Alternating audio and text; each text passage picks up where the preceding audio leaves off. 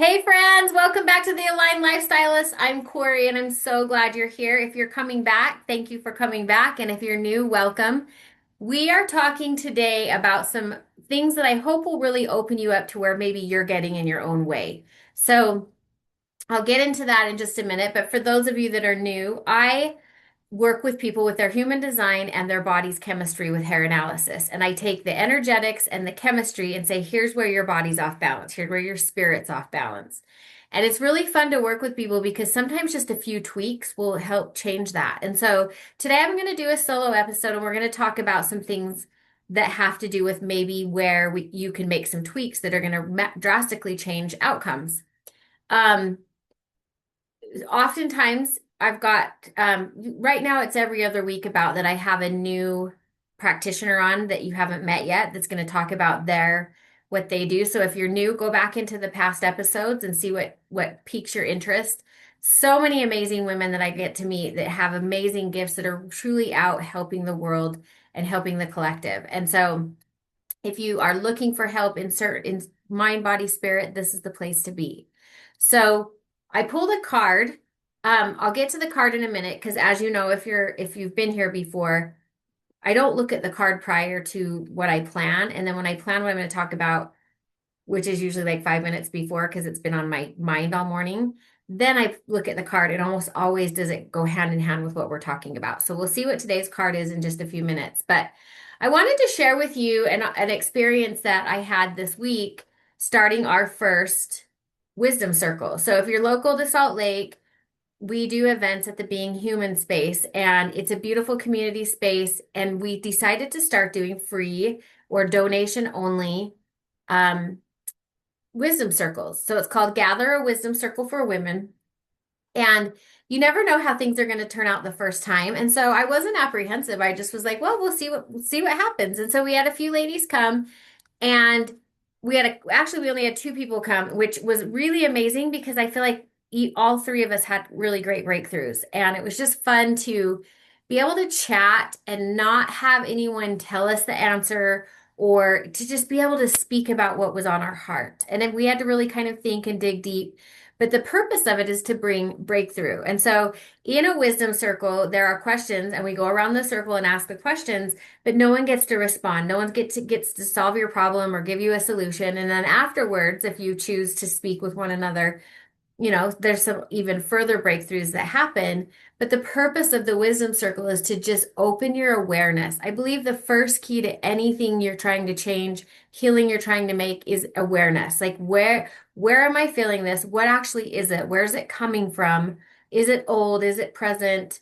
So really creating awareness. And so what these questions are, the purpose of the questions, and they layer one upon another, is to help you really kind of dive deep on what the root problem is. So not that we always have to have a problem. So what I wanted to do this last week was make it light, and I'm going to share these with you. So get your journal out because we're going to do some things that will hopefully you can just take with you and it's going to make a difference in your life. So there are 5 questions, and when I created the questions, I wanted to really come from the space of where are we getting in our own way? Where are we stuck in that victim archetype where we're just constantly the victim?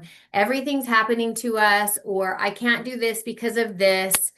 And I had some really big awakenings about myself this week about how much I place blame or make excuses that stop me from doing things but it's really just a safety mechanism for me, right? So it's when that subconscious fear comes up, I get extremely discombobulated and I've been blaming that on other things. But the reality is it's just me not getting my crap together, right? So I really wanted you with these questions to be able to open up your mind to where are you getting in your own way? What is it that you are wanting and not doing?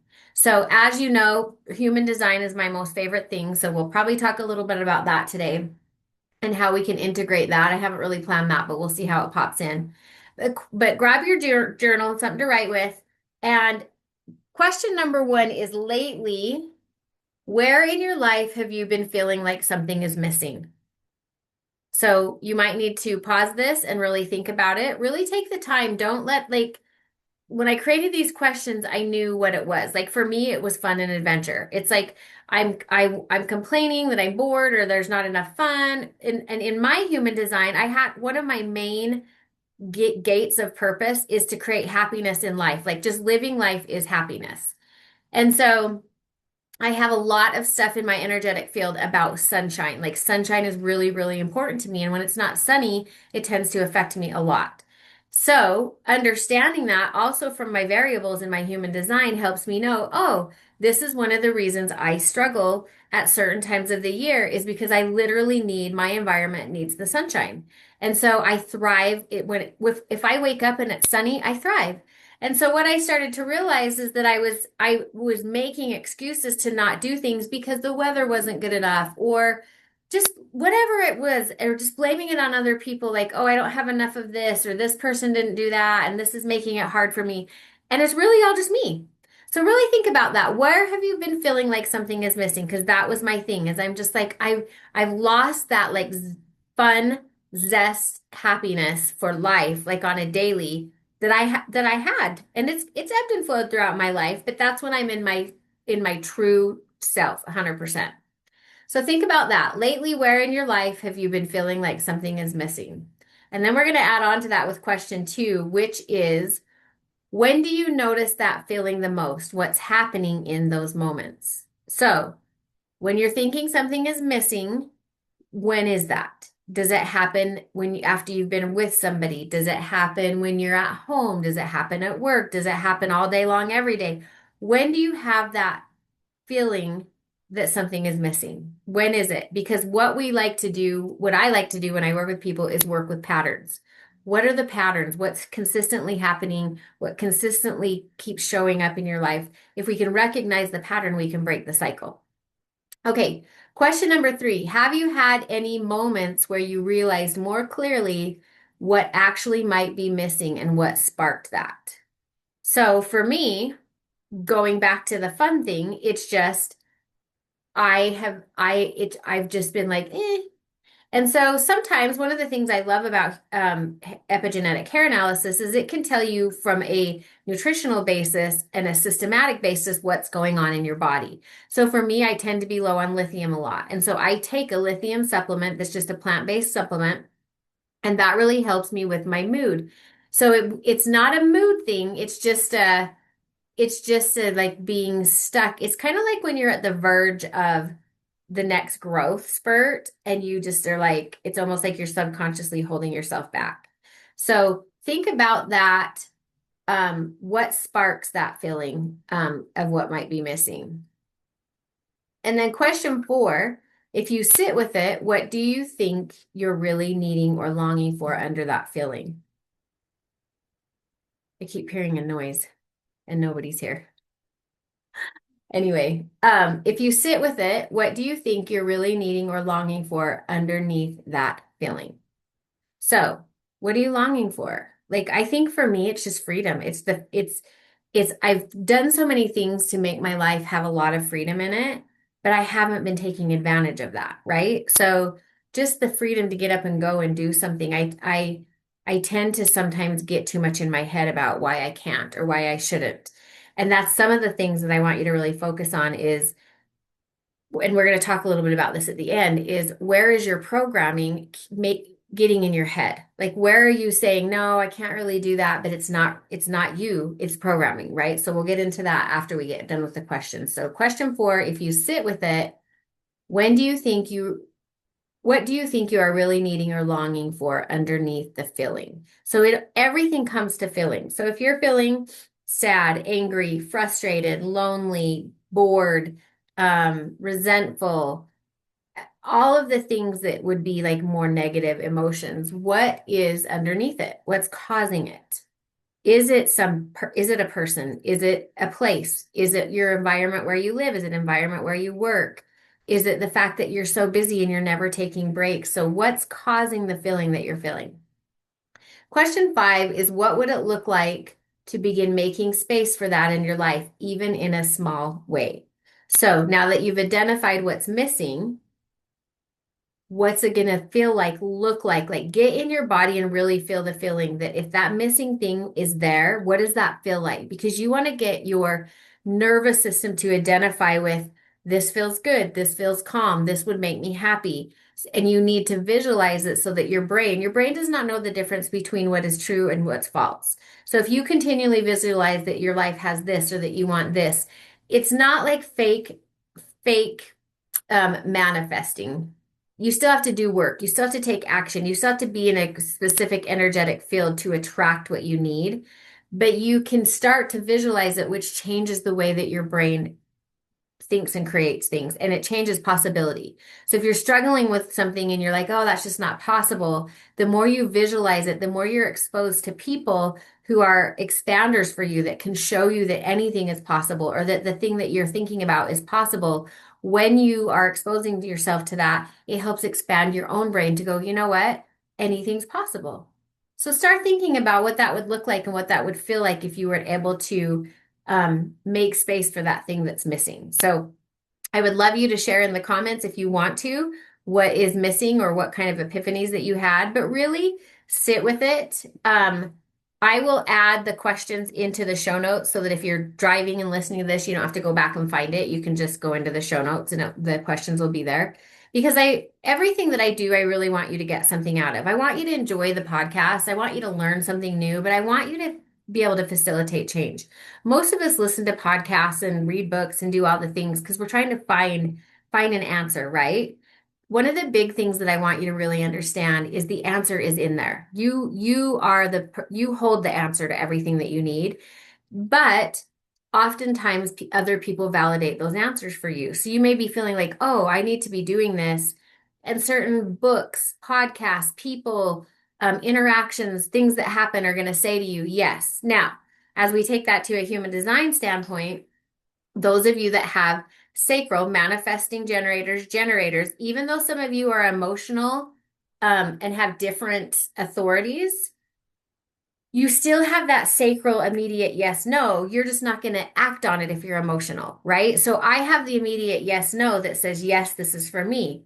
So as we talk about programming, I want you to think about how many times your body feels that yes, but you talk yourself out of it or you second guess it because your brain kicks in and goes, you can't do that. That would be crazy. Or other people are going to think that's not okay. Or you might get in trouble. Or what if you take a risk and you lose something or you lose everything?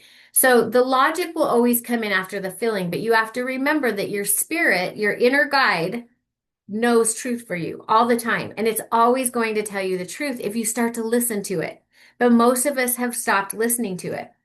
When we are scrolling through social media, when we are watching the news, when we are talking to people that are negative and just when we're in that space, it shuts down our intuition.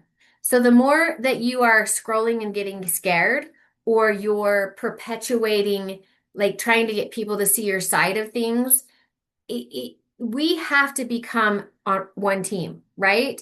But the more we are out of tune with our intuition, the more we're susceptible to divisiveness and to arguing and to not trusting that there's a plan. So, whatever you have to do, I'll tell you. So, I took the social medias off my phone about a month ago. And because they've made it easier to post certain ways, certain things through my phone, I put them back on. And I've been doing kind of an experiment, kind of on purpose, kind of not. So I put the social medias back on. The other thing that if you've watched past episodes, you know that I don't pick up my phone for the first couple hours. I check it and make sure my kids are okay. No one's texted, but then I put my phone back down for a couple hours and do my morning ritual, do all my morning stuff. I stopped doing that and I started looking at my phone in the morning. And it's crazy to me how that thing will suck you in, even with good, cool things. Like I like to watch how people take old stuff and make it into something cool or tiny houses. There's all kinds of things I love to watch, but it's so distracting. And then you ultimately come across, you have to remember everything's energy. So there's always going to be something icky, or there might be something that's good knowledge, but it's just not. it just sucks you down a rabbit hole that takes you in a different place. And so I want you to be really aware of it because I'm going back to my old stuff. I've only been doing that for about a week and I can totally tell how it discombobulates my mind. Like I cannot focus if I start my day off with my phone in my hand. And my whole day goes like that. So really work on eliminating technology. We are way overstimulated. Everybody's stressed out. Our nervous systems are a mess. And that's one of the next questions I'm going to ask you here in just a sec is how you can like let some things go that might be causing you to be overstimulated. So hopefully those questions help from the Wisdom Circle. If you're local, we will have Wisdom Circle again on the third Thursday of every month and different questions. And so come join us. It's a very safe place. It's just great. Like I just love connecting with other people and we all help each other and that's what we're here to do. So as we move on to what we're going to finish talking about here, um so I want you to think about where you're in your own way, where you are misaligned. Where does your body constantly keep going, "Oh, I can't do this anymore." I say this all the time. You may be in the wrong job for yourself. You may be in the wrong relationship. You may be in the wrong friendships. You may be being a people pleaser. You may be allowing old limited belief systems to stop you from doing things. You may be living in a home that you hate, that you know you need to get out of, or a city, or a state, or a country. So, what feels really misaligned? So, I want you to just kind of brain dump about what's misaligned, what just doesn't feel good, because you know what it is. And it might be you causing it, and it might not be you causing it. But get, again, back to the awareness. Let's create awareness about where we are feeling out of aligned so that we can start seeing the pattern and then creating the change. Where are you not listening to your body? Today, this was a big one for me. Sometimes I wake up and I have so many projects I want to do and so many fun things, and I'm recording this on a Saturday.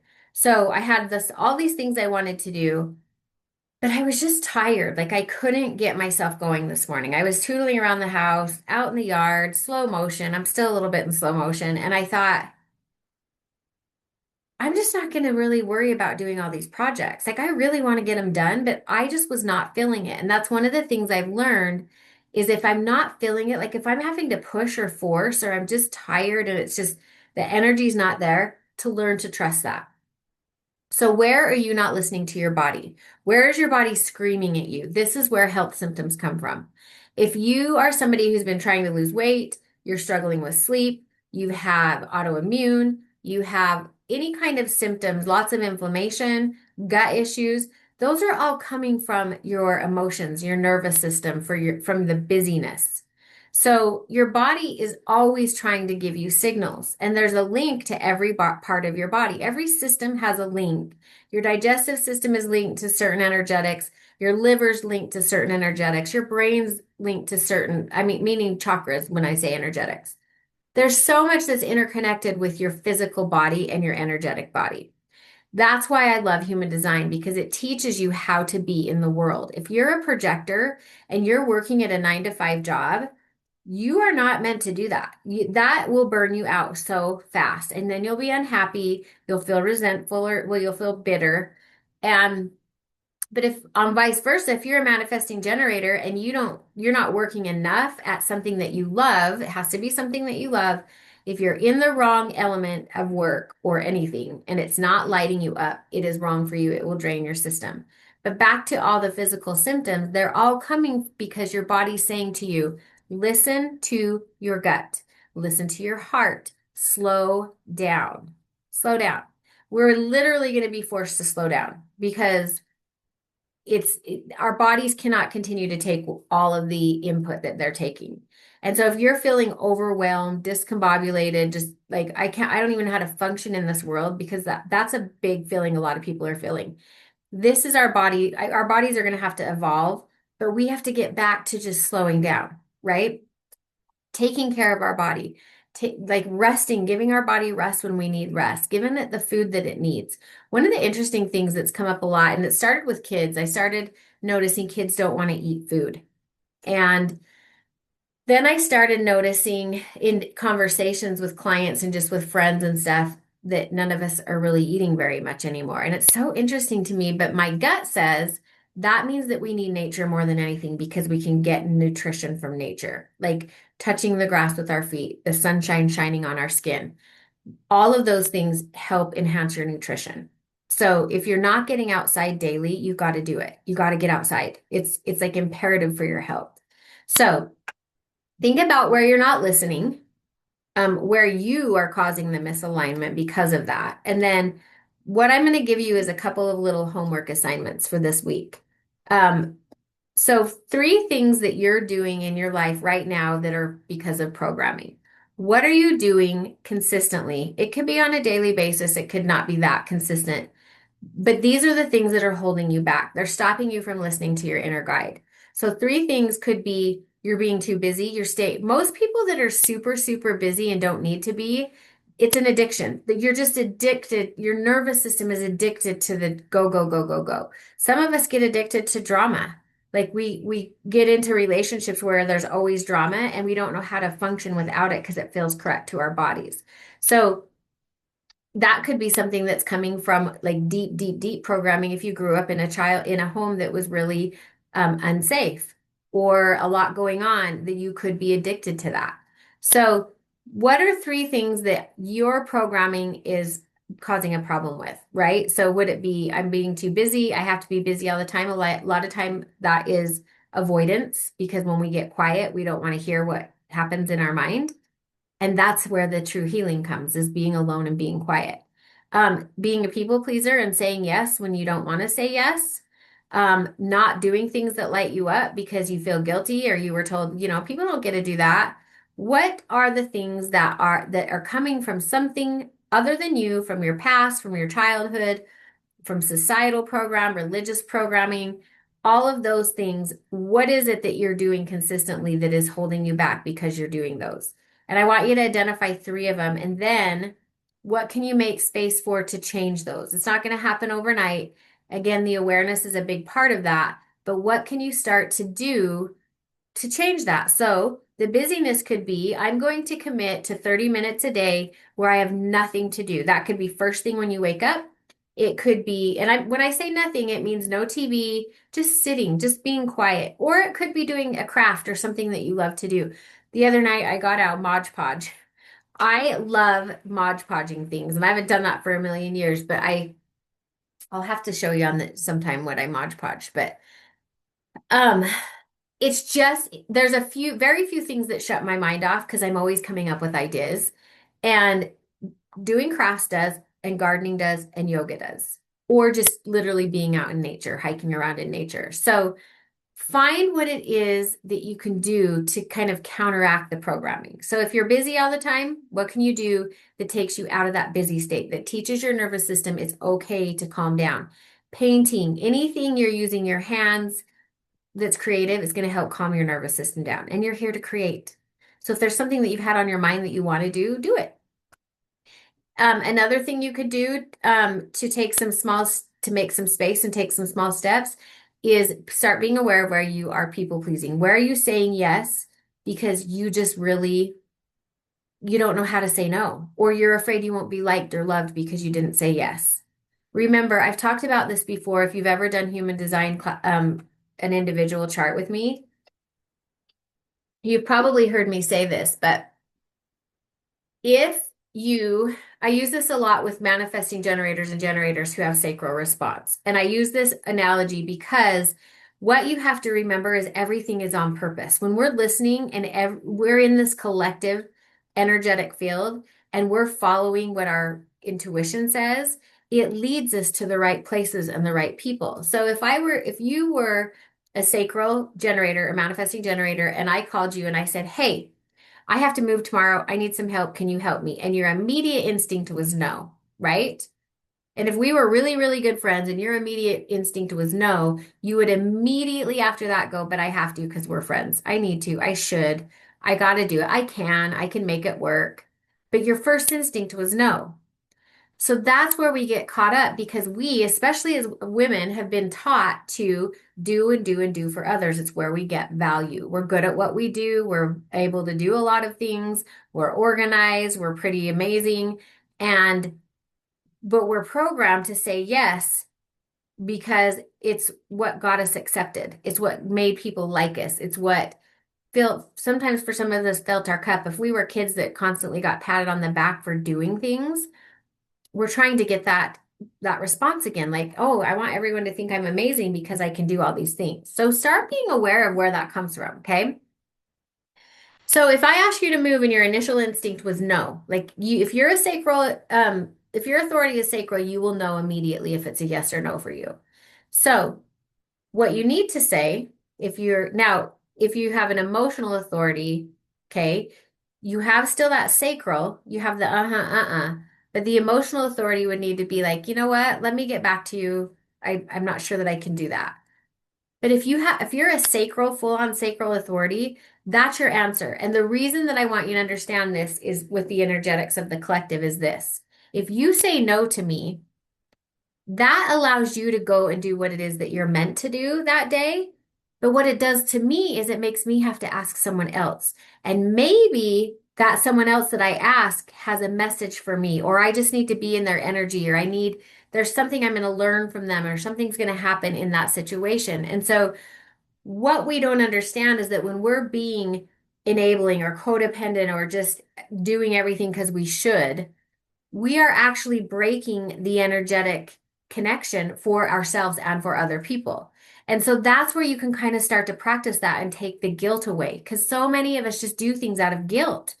And what I've had to really learn is that if I'm not feeling it, it's not fun. Like my whole energetic field is about fun and there's a lot in my human design about that, but if I'm not in the mood, I can be the worst, like the worst time. Like instead of a good time, the worst time, right? I'm just my energy will just be like and it's just not fun, right? So I've become aware of that. So to protect other people, I will say no to things if the instant thing is not a yes. If it's not a yes, it's a no. Or it can be a maybe later. And so oftentimes I'll say no up front and then I'll say, you know what, something changed, but now I can go. So just trust that, please, because we did not get taught to trust that. We got taught to just do and be and all of the things. So the other big thing that's come up a lot in human design, and really when I do scans, because we talk a lot about nervous system, is it's really, really, really important that you make space for having fun, doing what lights you up. Generators and manifesting generators, you are here to do the work of the world, but you can't do it if you're not happy. So you've got to do the things that light you up, and that brings you all of the opportunities, all of the signs from the universe, all the things that you need. If you're a projector, you're here to wait until people ask you to do something, right? And that's really tough. It seems really tough. A lot of projectors are like, what? I'm just supposed to sit around and do nothing. No, you're always taking action. But you need a lot more rest. And you're very open to energetics of other people, like fear and emotional and thought process, like negative thinking. So because projectors are so open, you have to be very protective of your energy and your physical energy as well. So you don't need to be doing all the time. You need a job where you have a long lunch break, where you only work a couple hours at a time. And you also need to you can see the bigger picture of things, but your energy actually attracts the people that need you. So you have to wait for them to want you, but they do have to know what you do. They have to know what it is that you have to give to the collective or what you do as a job or whatever it is you're wanting to share. But when you're with the right people, you will be able to share because they'll ask you and they'll value it so much more than if you share out of turn. Projectors should never speak just because they feel like they need to speak. And it's really hard because we've been conditioned to have answers and solutions. Projectors need to like let people just feel their energy and invite them in. Okay. All right. Enough of the human design. I'm going to read the cards. If you are ready to have a human design chart done, reach out.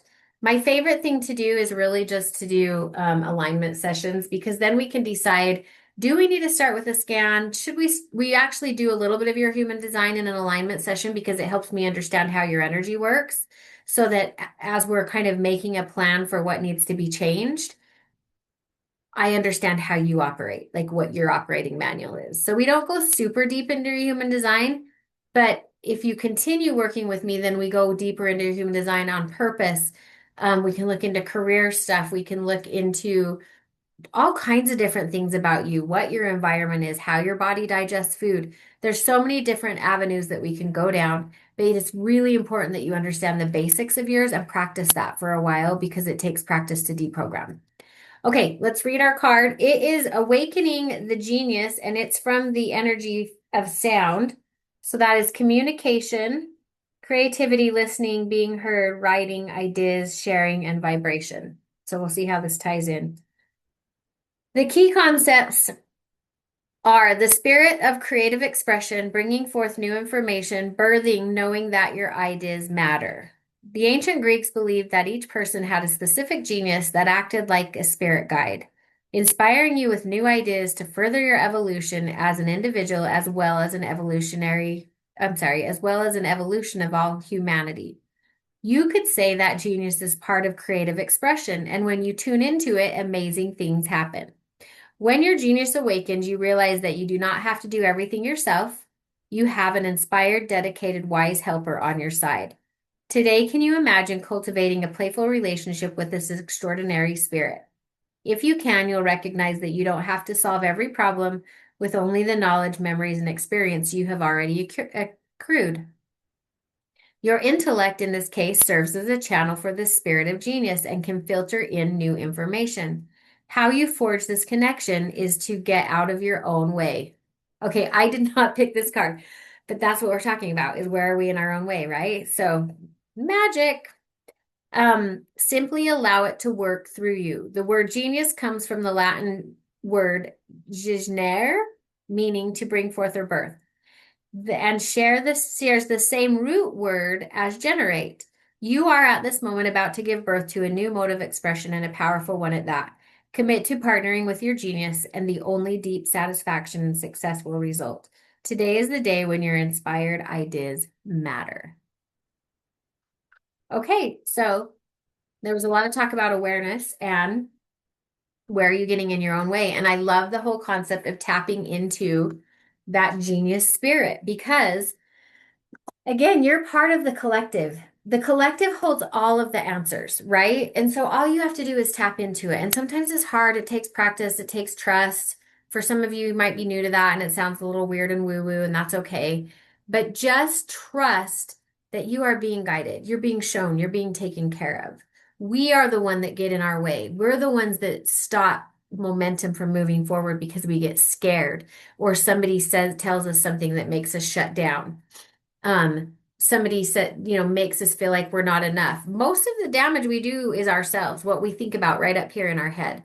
And I'm guilty of it. Like we go through like these ebbs and flows, and the way I look at it is that I have something new to learn. If I'm going through a space where I'm in that negative self-talk or I'm feeling a little bit insecure, what I see that as now is two different things. One, it's something old that I haven't fixed yet, that I haven't worked on enough yet. Number two is that I'm actually going to be with somebody who I need to re-experience that so that I can remember what it feels like when they tell me about it. Because then I can be like, oh my gosh, I totally identify with that. I can totally understand that. So hopefully that helps. If you haven't subscribed, please subscribe. I'm going to start throwing out some bonus short episodes. And then in the paid subscription, I've really felt called to start doing some little mini just explanations of I have a lot of clients that they come and have a scan, but maybe they can't afford the long-term coaching or it's just the timing's not right. I'm going to start to put in the subscription that's the paid subscription, just little tips that go along with scans, also with human design, so you can start to expand on your human design on your own. A lot of human design, if you come and have a chart reading, usually I'll have people have 2 or 3 chart readings. And if they're that deep into it, then I'm like, just get the books and start studying it because you'll learn it faster if you don't wait for someone else to show you. So, anyways, I forgot where I was going with that because now I'm needing to wrap up and get out the door. But I hope you guys have an amazing week. Thank you for being here. Please like, comment, subscribe, share all the things. And also, I'm excited because in the next few weeks, I have a couple of really cool guests. I have an acupuncturist and couple of psychics that I'll have on here as well. So it'll be fun to see those episodes. So stay tuned for those and have a fantastic day, and I will see you next time. Bye bye.